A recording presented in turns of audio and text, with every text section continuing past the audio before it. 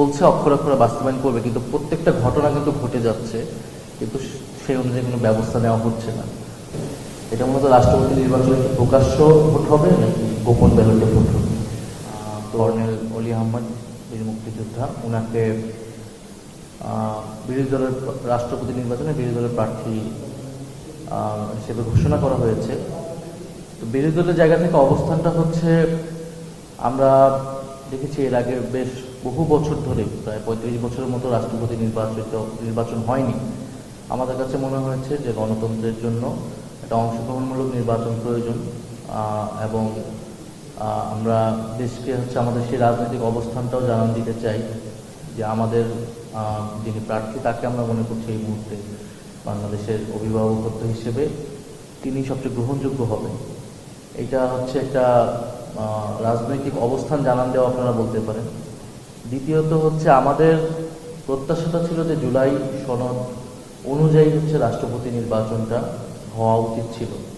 যে নির্বাচনের পরে যেহেতু গণভোটের রায়ও সংস্কারের পক্ষে এসেছে, তো সেইটা সংস্কার করে ৭০ অনুচ্ছেদ সংস্কার করে আমরা যদি রাষ্ট্রপতি নির্বাচনটা করতে পারতাম, এবং জুলাই সনদ অনুযায়ী কিন্তু রাষ্ট্রপতির ক্ষমতাও অনেকগুলো জায়গায় বৃদ্ধি পাওয়ার কথা ছিল, তাহলে আমরা আসলে নতুন বাংলাদেশ, গণতান্ত্রিক বাংলাদেশ, ক্ষমতার ভারসাম্য, এবং যেই রাষ্ট্রপতি যিনি নির্বাচিত হয়ে আসতেন তিনি আরো অনেক বেশি সম্মানিত হতেন এবং আরো অনেক বেশি গ্রহণযোগ্য এবং আস্থার জায়গাটা হতেন, ব্যক্তি হিসেবে না, এই পদটার সম্মানটা আরো বাড়ত।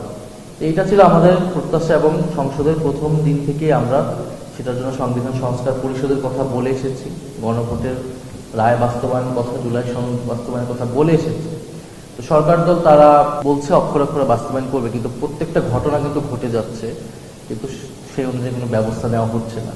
ফলে আপনি দেখেন জুলাই সনদ বাস্তবায়ন যদি হয়ও, তারা কমিটি করেছেন সেই অনুযায়ী ৭০ অনুচ্ছেদ তাদেরও কমিটমেন্ট, তাহলে সেই রাষ্ট্রপতি আমরা পাবো যে আরো 5 বছর পরে, যদি মাঝখানে কোনো ঘটনা না ঘটে। তাহলে এইটা একটা গণ অভ্যুত্থান হলো, আমরা সবাই মিলে জুলাই সনদ রচনা করলাম এবং সংস্কার গণভোটের গণরায়ও পক্ষে আসলো, তো সেটা আমাদের জন্য একটা দুঃখজনক, হতাশাজনক।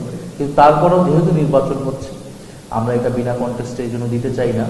আমরা সে কারণে বিরোধী দলের জায়গা থেকে সেখানে প্রার্থী দিয়েছি, এবং আজকের মিটিংয়েও আলোচনা হয়েছে যাতে সুষ্ঠুভাবেই নির্বাচন প্রক্রিয়াটা সম্পন্ন হয়। এখানে মাননীয় চিফ হুইপ যেটা বললেন, ওনার প্রতি সম্মান রেখেই আমাদের যে জুলাই সনদের যেটা আলোচনা হয়েছিল ঐকমত্য কমিশনে, ৭০ অনুচ্ছেদের সাথে এটা সম্পর্কিত না সরাসরি। এটা মূলত রাষ্ট্রপতি নির্বাচনে প্রকাশ্য ভোট হবে নাকি গোপন ব্যালটে ভোট হবে। তো প্রকাশ্য যখন ভোট হয় তখনই ৭০ অনুচ্ছেদের কারণে সবাই একটা জায়গায় ভোট দেয়, এটা কোনো স্বাধীন সিদ্ধান্ত থাকে না। কিন্তু যদি গোপন ব্যালটে ভোট হতো তাহলে আর এখানে ৭০ অনুচ্ছেদ যেটাই থাকুক এটার ইমপ্লিকেশনই হতো না। ইভেন এটাতে কিন্তু সবাই ঐকমত্য হয়েছিল যে আমরা গোপন ব্যালটে রাষ্ট্রপতি নির্বাচনটা করব, এবং এটার জন্য সংবিধান সংশোধনেরও প্রয়োজন নাই। যে আইনটা আছে রাষ্ট্রপতি নির্বাচনে, সেখানেও যদি আইন সংশোধন করে গোপন ব্যালটের কথা হতো তো সেটাও করা যাইত, কিন্তু আনফর্চুনেটলি এটা এখন হয় নাই। ভবিষ্যতে হবে এটা আমরা আশা করতেছি, কিন্তু যেহেতু নির্বাচন হচ্ছে এই জন্য আমরা গণতন্ত্রের সাথে অংশগ্রহণ করছি। ধন্যবাদ।